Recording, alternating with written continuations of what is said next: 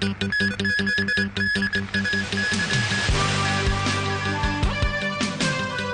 Chun-ying meets Philippine president in Bali. Two-day summit of APEC leaders gets underway. And Lama Ferry disaster victims' families to seek a coroner's inquest.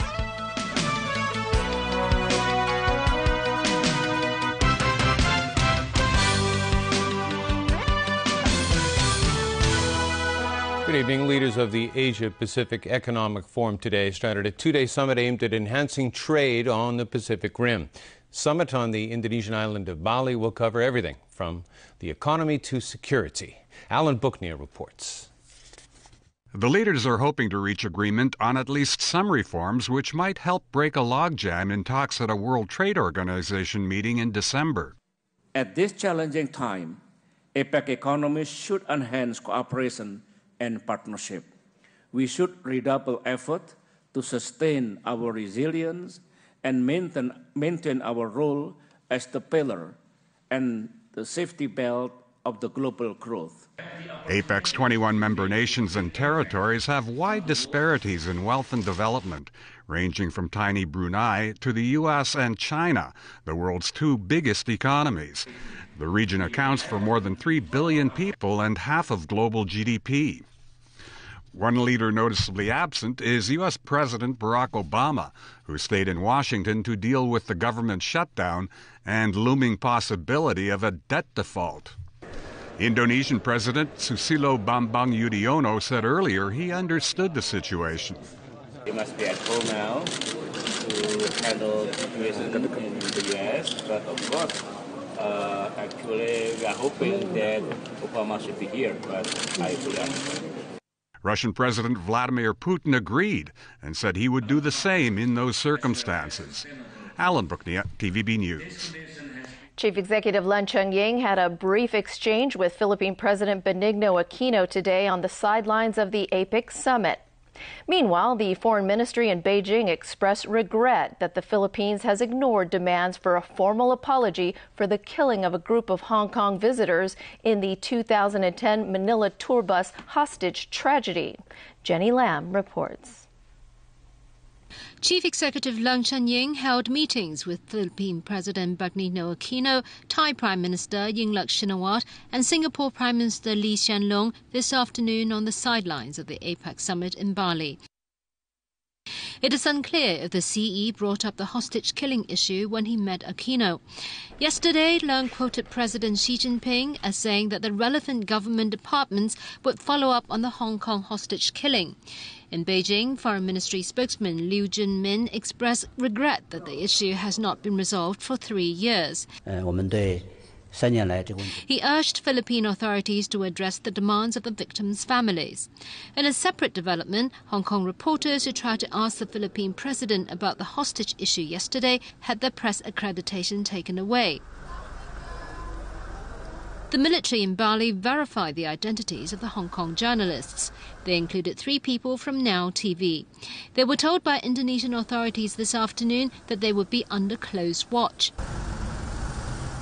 After being questioned for several hours at a police station, they had to move out of the hotel where the APEC meeting is being held. Agence France-Presse quoted Indonesian authorities as saying that the Hong Kong journalists posed a security problem. They were said to have behaved as if in a protest when posing a question to the Philippine president.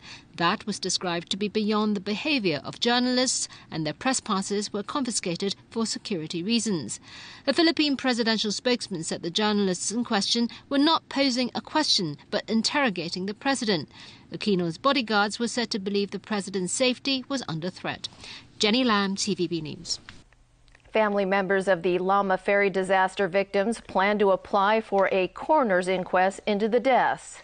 They are not satisfied with the report produced earlier by an independent commission of inquiry. As Ronnie Samtani reports, they want the Marine Department to be held responsible for the tragedy. Relatives of the victims of last year's Lama Ferry disaster have continued to mourn their loved ones. Captains of the two boats involved in the collision are being prosecuted for manslaughter. But the families believe they are not the only ones at fault. Family members would like to apply for a coroner's inquest into the deaths to make sure the Marine Department is also held accountable. Maybe it's easier to stop here, right? But a few years later, you'll find that I haven't done anything with respect to the death. So it can't be compensated anymore. It's a problem. So it's difficult to move on, but it has to be dragged on. 39 people lost their lives on October 1st last year when a Hong Kong and Kowloon ferry catamaran collided with a Hong Kong electric boat off Lamma Island. Miss Koo lost her son in the tragedy. She said she will be applying for a death inquest and hopes the coroner's court will find the truth. She explained that their actions may seem extreme, but she believes the public should know what the government has done. Legislator James To believes the coroner's court can conduct a more in-depth investigation than the Independent Commission of Inquiry. The focus is to pressurize the government to investigate the possible criminality of any government servant, most likely within the Marine Department. We feel that in the Honorable Justice Michael Lun's report, it's very clear that so many Marine Department officers has neglected their duty. Relatives of the victims also plan to file a report with the police. They say they are frustrated with the progress of the investigation so far and are hoping that the Transport and Housing Bureau will keep them regularly updated on the results of the internal investigations. Rani Samtani, TVB News. 2 people were killed and more than 500,000 evacuated as Typhoon Fito slammed into East China early this morning. Packing winds of more than 150 kilometers per hour, the typhoon caused power outages, a suspension of train services, and numerous flight cancellations. Fito made landfall early this morning in Fujian province. The provincial flood agency in Zhejiang said 574,000 people were evacuated there and about 200,000 in neighboring Fujian. Some areas recorded up to 30 centimeters of rain, causing heavy flooding. More than 50 people were killed and 270 injured in Egypt yesterday when a national holiday celebrating the military erupted in violence. The fighting began when supporters and opponents of ousted President Mohamed Morsi turned on each other in several cities.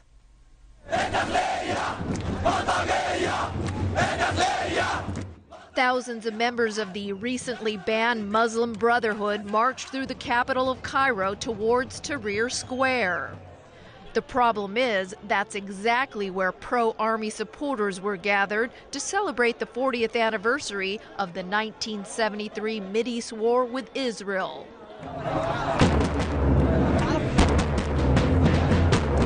Egyptian authorities had warned anyone protesting against the army during the ceremony would be considered an agent of foreign powers. So, Brotherhood supporters only got within 5 city blocks of Tahrir before police began firing tear gas to keep them away. Just as military helicopters began flying over Tahrir Square, witnesses claim riot police began beating up demonstrators. Neighborhoods throughout Cairo look like combat zones after street battles raged for hours. Morsi supporters fired bird shots and threw fire bombs at police, who responded with gunshots and tear gas. This Brotherhood supporter called the army shameful for killing the same people whose money paid for their guns. Clashes between Morsi supporters and police also broke out in Alexandria. Most of those killed suffered gunshot wounds to the head and chest. Police claim to have arrested 423 protesters in total, but the Muslim Brotherhood said 3,500 of their followers were jailed. Both the United States and Russia say they're very pleased with the progress made so far in destroying Syria's chemical weapons. That from the U.S. Secretary of State John Kerry and Russian Foreign Minister Sergei Lavrov after they met on the sidelines of the APEC summit in Indonesia. Both admitted the Syrian government deserves credit for its speedy compliance thus far with the UN Security Council resolution to rid Syria of its chemical weapons. However, Kerry stressed that Assad is not off the hook just yet, and he needs to continue to comply with UN demands. He did note, however, that experts have in fact started the process of destroying the stockpiles. 2 American scientists and 1 German were named the winners of this year's Nobel Prize for Medicine. The Nobel Committee named Americans James Rothman and Randy Schekman and German Thomas Südhoff winners of the 2013 prize. The committee cited their discoveries of the machinery regulating vesicle traffic, saying the 3 solved the mystery of how the human cell organizes its transport system. Disturbances in the system can lead to neurological diseases or diabetes. Prizes in 5 other categories will be announced later this week and next. Each prize is worth $1.2 million.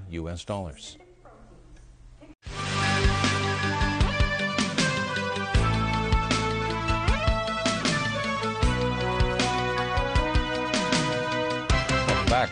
There was an increase in the number of mainland visitors who came to Hong Kong this National Day Golden Week when compared with last year. The Tourism Board says the ban on forced shopping under mainland tourism laws has not resulted in fewer visitors from across the border as the tourism trade had feared. Kirti Nandwani reports. According to Tourism Board figures, 920,000 people went in and out of Hong Kong over the 6 days of the National Day Golden Week. That's a 17% increase from last year. The tourism trade feared the ban on forced shopping would put off mainland visitors, but the Tourism Board said it proved otherwise.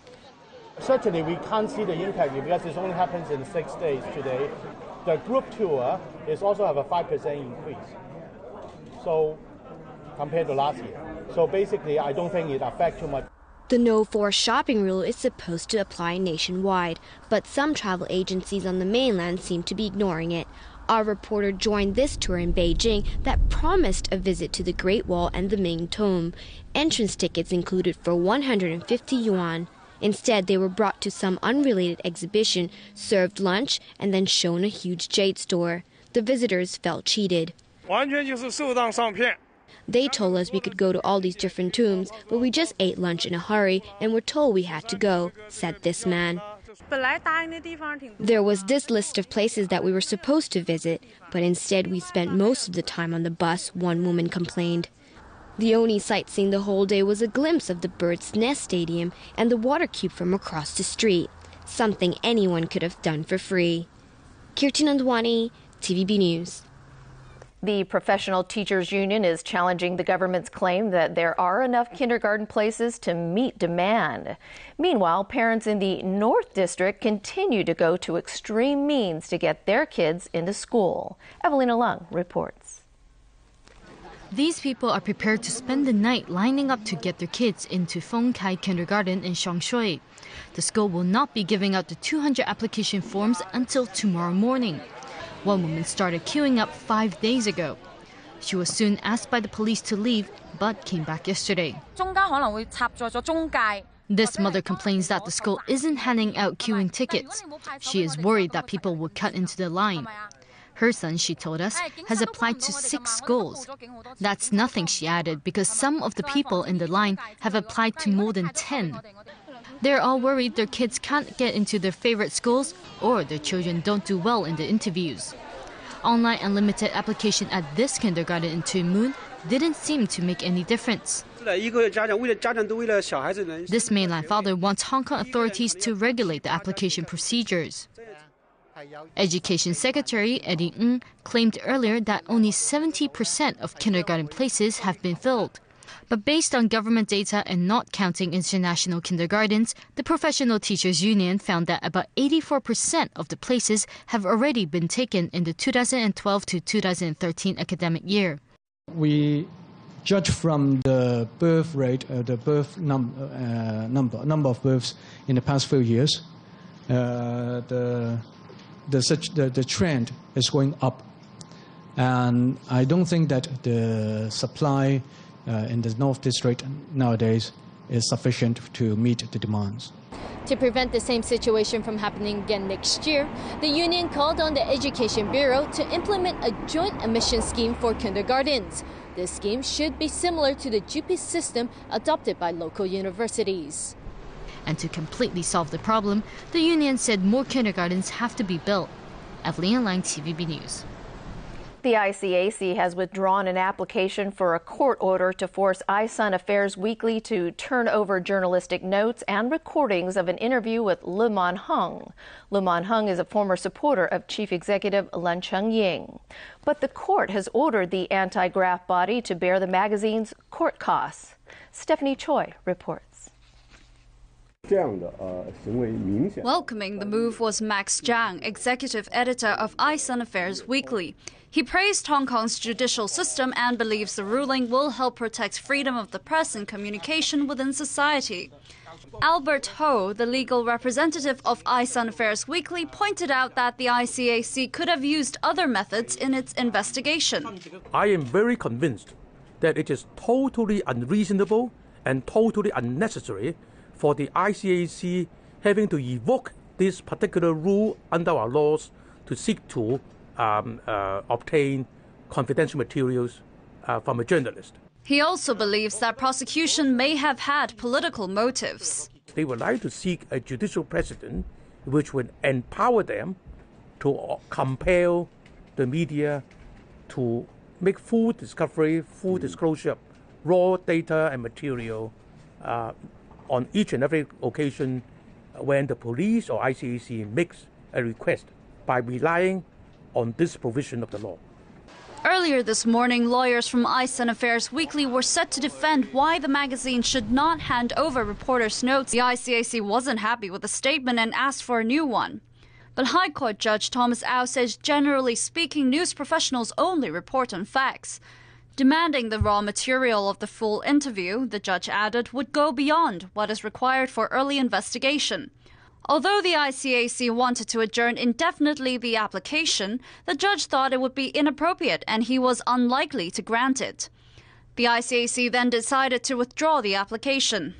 The court ordered the ICAC to bear iSun Affairs Weekly's court costs in relation to the court order application. Stephanie Choi, TVB News. And that is going to wrap it up for us in the newsroom. Thanks so much for watching tonight. Good night.